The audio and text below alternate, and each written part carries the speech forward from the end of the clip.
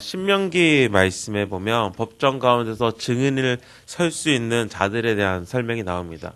그런데 그 증인을 서는 사람들 중에서 단 한 사람으로서 증인이 만족되는, 그것이 확정을 시키는 그러한 확증된 증인이 되는 것이 아니라 두세 사람이 꼭 증인으로 서야 되는 것을 이야기하고 있습니다.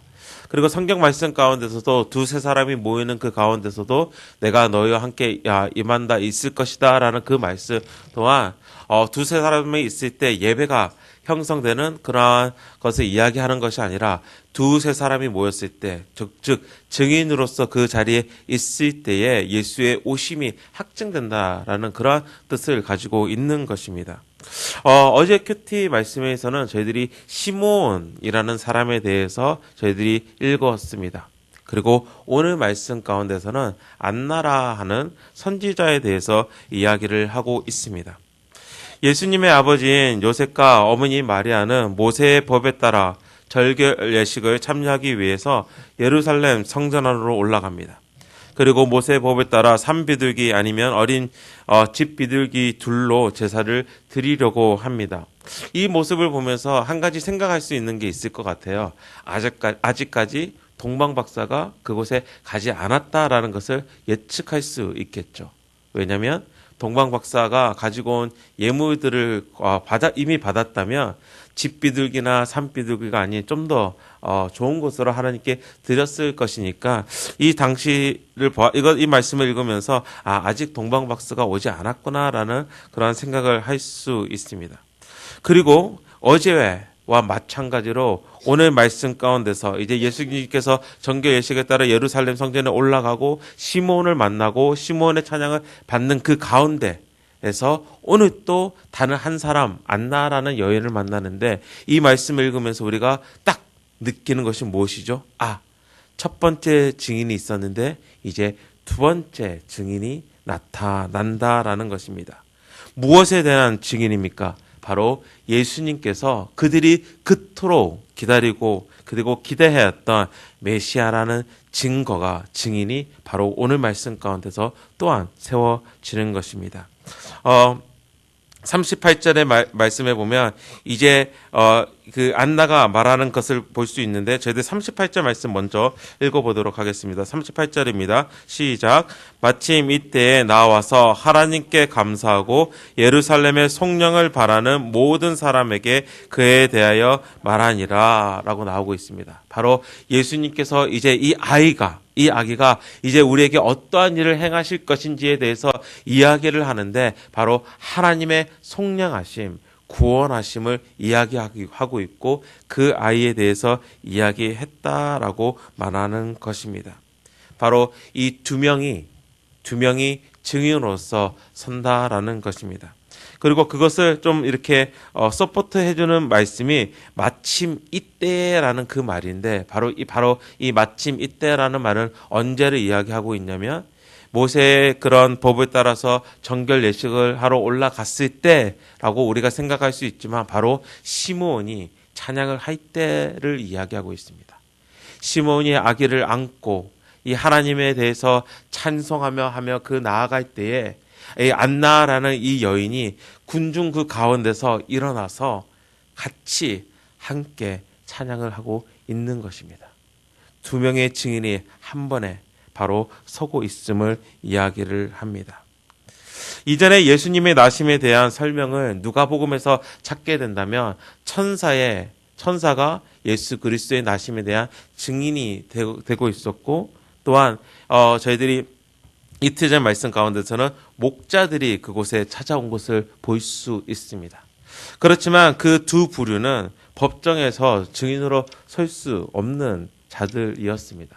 천사는 당연히 법정에 설 수 없겠죠. 그런데 목자 같은 경우는 그들이 하도 거짓말을 많이 하는 자들이니까 목자의 말은 법정에서 이렇게 성립이 되지 못하는 증인으로 서지 못하는 자들이었기 때문에 오늘 말씀 가운데서는 이제 이 예수 그리스도의 나심이 그리고 예수 그리스도의 이 땅에 오심이 이 예수 그리스도의 이 땅에 오심이 바로 메시아로 오심을 바로 시므온과 안나를 통하여서 바로 정확하게 보여주고 있는 것입니다. 그리고 이 말씀을 가운데서 우리가 조금 생각하며 우리가 좀 묵상할 수 있는 것은 바로 이것인 것 같습니다. 바로 이 두 사람의 모습, 시므온과 안나의 모습을 보면서 우리 또한 어떠한 삶을 살아가야 되는지에 대해서 잠시 묵상할 수 있습니다. 15절 말씀에서 시므온에 대해서 이 사람은 의롭고 경건하여 이스라엘의 위로를 기다리는 자라, 성령이 그 위에 계셨다라고 설명을 하고 있습니다. 안나는 어떻습니까? 안나는 어떠한 사람이라고 설명하고 있습니까? 저희들 36절, 37절 말씀 함께 읽도록 하겠습니다. 또 아세 지팔 바누엘의 딸 안나라 하는 선지자가 있어 나이가 매우 많았더라. 그가 결혼한 후 7해 동안 남편과 함께 살다가 가부가 되고 84세가 되었더라. 이 사람이 성전을 떠나지 아니하고 주야로 근식하며 기도함으로 섬기더니라고 이야기를 합니다. 이 안나에 대해서 어떤 표현을 쓰고 있냐면 선지자라는 표현을 쓰고 있습니다. 여선지자라고 어떤 성경에서는 번역을 하고 있는데, 선지자가 어떠한 역할을 하고 있습니까? 구약 성경에서 선지자는 하나님의 입이라는 그 말을 그런 뜻을 가지고 있습니다. 즉 하나님의 입을 역할을 한다라는 것입니다. 하나님의 말씀을 사람들에게 전하는 자입니다. 그렇다면 그녀의 말이, 그녀의 한마디 한마디가 얼마나 큰 영향력을 그 당시 사회 가운데서 주고 있는지를 우리가 생각할 수 있고, 그녀가 뱉는 그 한마디가 얼마나 사람들의 신뢰를 받고 있는지를 우리는 알 수 있습니다. 그리고 그녀는 정말 오랜 시간 동안 성전에 살며 금식하고 기도하며 또 늘 그곳에서 섬겼던 여인이라고 설명하고 있습니다. 오늘 말씀 가운데서 가부가 되고 나서 84세가 되었더라라고 이렇게 설명하고 있는데, 어떤 성경에서는 이 가부가 되고 난 후에 84년을 이야기하면서 이 여인의, 이 안나의 나이가 100세가 넘었을 것이다 라고도 예상을 합니다. 그렇지만 84세 아니면 104세 이상의 나이가 먹었음을 우리가 생각하면서 참 그 사회 가운데서 존경을 받을 수 있는 나이임을 우리가 알 수 있습니다. 그리고 그 두 사람이 경건하고 의로운 사람과, 그리고 사람들의 존경을 받는, 사람들을 섬기는 가운데서 존경을 받는 그 두 사람이 선포하는 그 말은, 그 증거의 말들은 바로 사람들이 믿을 수 있는 분명한 증거가 되었던 것입니다.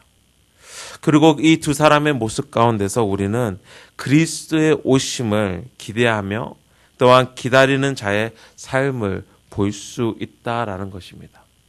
우리 또한 이제 곧 오실 예수 그리스도, 이제 곧 오겠다라고 약속하신 예수님을 기다리고 있는 오늘을 살아가고 있습니다. 우리의 일상 하루하루가, 우리의 매일의 삶 가운데서 한 가지 한 가지의 그 모습이 결국은 예수 그리스도를 기다리는 자의 모습이어야 하는데, 그 모습은 어떻게 나타나야 됩니까? 시몬과 같이, 안나와 같이 경건하고 의로운 자의 모습으로, 또한 금식하고 기도하며 또한 남을 섬기는 그 모습으로 나타나야 할 것입니다. 그것이 언제 가능하냐면 그 약속이 진짜일 때 가능하다라는 것입니다. 내가 믿고 있는 그 약속이 진짜라고 우리가 생각하면, 정말 그것이 일어날 것이다 라고 생각하면 우리가 그것을 기대하며 하루하루를 살아갈 수 있을 것입니다. 제가 제 딸에게 어떠한 약속을 합니다.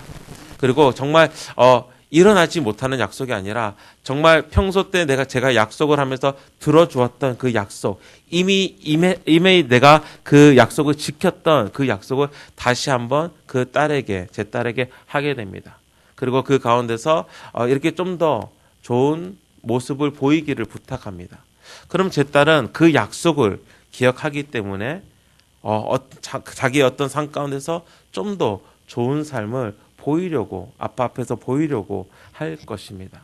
그러한 것처럼 예수 그리스도의 오심이, 그리고 예수님께서 말씀하시는 것이 사실이고 나의 삶 가운데서 그 말씀이 우리를 이끌어 간다면 우리의 삶은 그 예수 그리스도를 기다리는 가운데서 또한 그 말씀에 순종하며 나아가는 것입니다. 이 시간 한번 이 말씀을 지금 대하는 우리 자신에게 한번 물어봤으면 좋겠습니다. 정말 예수 그리스도가 오실까요?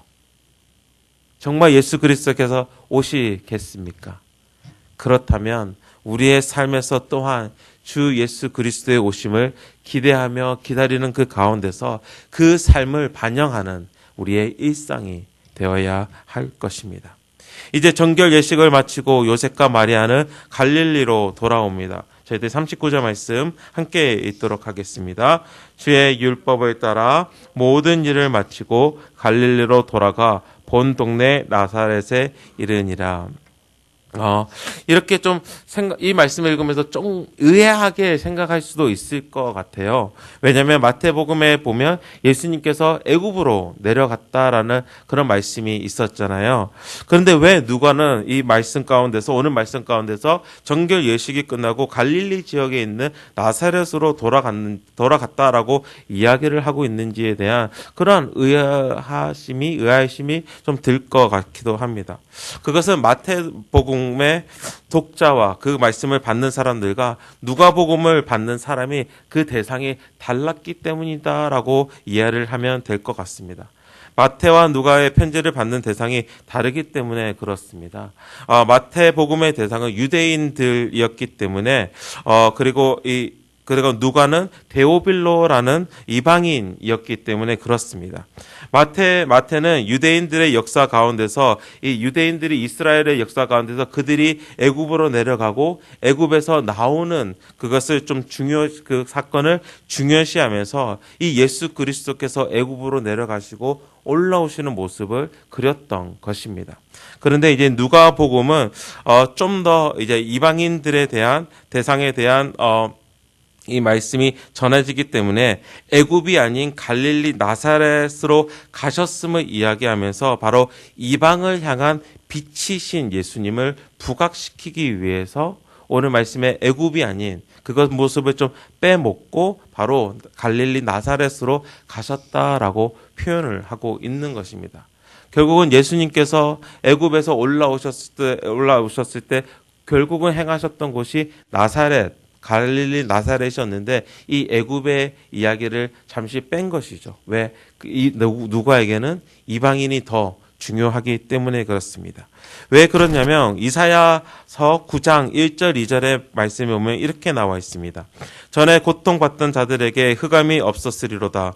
옛적에는 여호와께서 수불론 땅과 납달리 땅이 멸시를 당하게 하셨더니 후에는 해변길과 요단 저쪽 이방의 갈릴리를 영화롭게 하셨느니라. 흑암에 행하던 백성이 큰 빛을 보고 사망의 그늘진 땅에 거주하는 자에게 빛이 비치도다라고 이야기하면서 이 나사렛이라는 동네가 원래는 버림받던 땅 아니면 그냥 암흑 같은 땅이었는데 그곳에서 빛을 발한다라는 표현을 하면서 근데 그 빛이 이방 땅을 비춘다라는 표현을 하고 있습니다. 결국은 이 이사야의 말씀을 그대로 이루시기 위해서 이제 이루시는 그 모습을 누가는 집중하면서 부각하고 있는 것입니다. 그리고 이사야서 9장 1, 2절 이후에 6절 이후의 말씀은 또 이렇게 나오고 있습니다. 저희들이 너무나 잘 아는 말씀인데 이는 한 아기가 우리에게 낳고 한 아들을 우리에게 주신 바 되었는데 그의 어깨에는 정사를 메었고 그의 이름은 기묘자라 모사라 전능하신 하나님이시라 영존하시는 아버지라 평강의 왕이라 할 것임이라 라고 이야기하면서 메시아의 탄생을 이야기하고 있습니다.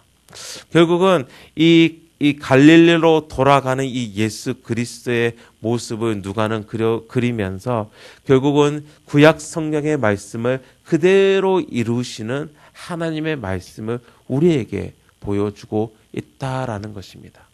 그 가운데서 오늘 말씀을 묵상하는 데서 우리는 또다시 한 가지를 또 깨달을 수 있는데 그것이 무엇이냐면 주의 율법을 따라 모든 일을 마치고 결국은 요셉과 마리아는 자신의 일들을 행하고 있는 그 가운데 있는데 하나님의 사실로 그 언약이 그들의 삶을 이끌고 가고 있다라는 것입니다.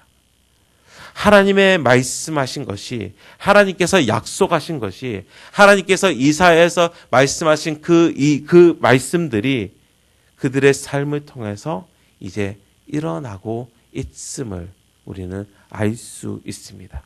그리고 그들의 삶은 어떠한 삶이죠? 바로 말씀에 따르는 삶이라는 것입니다.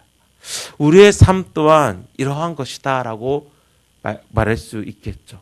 어떠한 것이냐면 우리가 말씀에 따라서 우리의 삶이 말씀에 따르며 말씀을 살아가는 삶이라면 그 삶 가운데서 하나님께서는 언약을 이루시고 계시는 그 삶이라는 것입니다.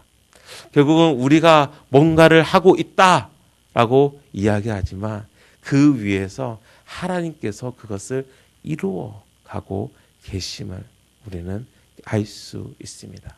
그러니까 우리의 삶이 하찮은 삶이 아니라는 거예요. 우리의 삶이 그냥 일반적으로 일어나고 있는 삶이 아니라는 것입니다. 우리의 삶은 하나님의 말씀에 따라갈 때에 하나님께서 그의 말씀을, 그의 언약을 이루시는 바로 구원의 이야기라는 것입니다. 오늘 우리가 살아갈 때, 오늘 우리가 하루를 살아갈 때에 하나님의 오늘 말씀 가운데서 우리가 느꼈던, 우리가 경험한 그 말씀을 살아갈 때 이것을 꼭 기억했으면 좋겠습니다. 우리의 삶을 통해서 하나님께서 하나님의 말씀을 이루어 가고 계시다는 것을, 그리고 그 삶을 오늘 정말 살아내시기를, 하나님께서 하나님의 그 인도하신 그 가운데서 그 삶을 잘 살아내시기를 주님의 이름으로 축원하면서 부탁드립니다. 함께 기도하시겠습니다. 하나님 아버지, 오늘 말씀 가운데서 안나라 하는 선지자의 모습을 봅니다. 그리고 어제 말씀 가운데서 시몬이라는 어떤 한 사람을 봅니다. 그 두 사람의 모습을 보면서 이제 예수 그리스도의 오심이 진짜구나. 그리고 예수님께서 이 땅에 오심이 바로 메시아로 오심을, 속량하는 구원자로 오심이 정말 진짜구나라는 것을 오늘 말씀 가운데서 우리가 느끼게 됩니다. 하나님, 예수 그리스도의 오심이 정말 나의 삶 가운데서 진짜이기를 원합니다. 그리고 이제 그 예수님께서 곧 돌아오심이 진짜이기를 원합니다. 하나님, 그러할 때에 정말 시므온과 안나가 그랬던 것처럼 오늘 나의 삶 가운데서 예수님의 오심이 진짜임을 반영하는 그러한 삶으로 인도하여 주시옵소서. 또한 오늘 나의 삶 가운데서 정말 말씀에 따라갈 때에, 또한 순종의 삶을 살아갈 때에 단지 내가 이 삶을 살아가면서 그냥 내가 이 삶을 살아가는 것이 아니라는 것을 깨닫게 하여 주시고, 하나님께서 하나님의 구원의 이야기를 나의 삶 가운데서 써내려가고 계시다는 것을 깨달으면서, 또한 감사하면서, 또한 그 삶을, 하나님께서 언약을 이루시는 그 삶을 내가 살아가며 경험하는 오늘 귀한 하루가 되게 하여 주시옵소서. 이 모든 말씀 예수 그리스도의 이름으로 기도합니다. 아멘.